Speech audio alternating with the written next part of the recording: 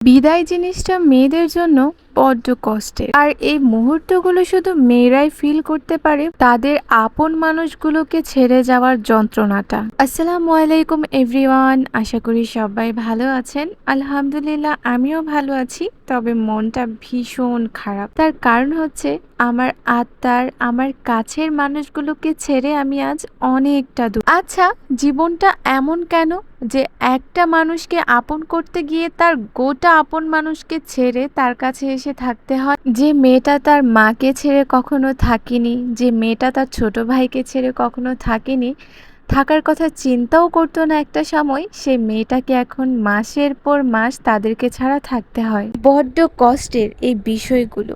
আমি যখন ছোট ছিলাম তখন আমার খুব ইচ্ছে ছিল আমার অনেক দূরে বিয়ে হবে। সেই ইচ্ছেটা আল্লাহ পাক পূরণ করেছে, তবে আমার এখন বড্ড কষ্ট হয় আমার আম্মুর জন্য। শুধু কি আম্মুর জন্য, আমার চিরচেনা সবার জন্য অনেক বেশি কষ্ট হয়। তাদেরকে অনেক মাস পর পর তাদের সাথে আমার দেখা হয়, সাক্ষাৎ হয়, একসাথে চলতে পারি। সুযোগ সুবিধা যদি মিলে তাহলেই সেটা সম্ভব হয়, আর না হলে বছরও পেরিয়ে যায়। বিষয়গুলো গভীরভাবে চিন্তা করলে খুবই কষ্টদায়ক। এই যে বিদায়ের মুহূর্তে আমি যখন নিচ দিয়ে যাই, আমার আম্মু উপর দিক থেকে যখন আমার দিকে তাকিয়ে থাকে, ওই চাহনিটা তো আমাকে অনেক বেশি কষ্ট দেয়। আর আজকে শুধু আমার আম্মু না, আমার নানু, এমনকি আমার ক্লারাও আমাকে উপর থেকে দেখছিল। আমার ছোট্ট বিড়ালের বাচ্চাটাও যে কতটা বুঝতেছিল যে আমি হয়তো চলে যাচ্ছি, আমাকে দেখতে হবে দূর থেকে।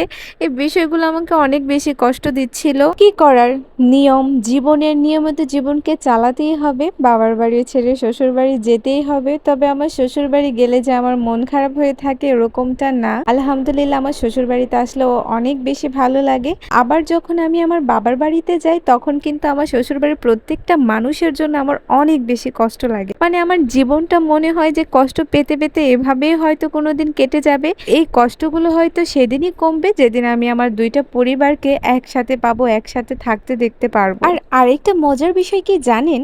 বিষয়টা হচ্ছে আমি যখন বাসা থেকে বের হয়ে কোনো জার্নির উদ্দেশ্য করে, সেদিন মনে হয় যে আমার পেটে আস্ত বড় একটা কুমির বা বড় একটা বাঘ ঢুকে থাকে, যে আমার প্রচন্ড রকমের ক্ষুধা পায়। কি খাবো না খাবো কিছুই বুঝে উঠতে পারি না, যেটা পাই সেটাই খেতে ইচ্ছে করে। মানে আমাকে নিয়ে কারো জার্নি করাটা অনেক বেশি টাফ হয়ে যায়। যেটা আমার পছন্দ সেটা তো খাই, যেটা আমার পছন্দ না সেটাও কেন জানি অদ্ভুত ভাবে আমার খেতে ইচ্ছে করে। আমাকে নিয়ে যেই জার্নি করুক না কেন, তার কম করে হলে 2000 টাকা আমি শেষ করি রাস্তাঘাটে খেতে খেতে। বিষয়টা কি শুধু আমার একার সাথে ঘটে? আমার ভিডিওটা যারা যারা দেখছেন কাদের কাদের সাথে এরকমটা হয় অবশ্যই কিন্তু কমেন্ট করে যাবেন, যে রাস্তায় বের হলে শুধু খেতে ইচ্ছে করে, খাওন আর খাওন।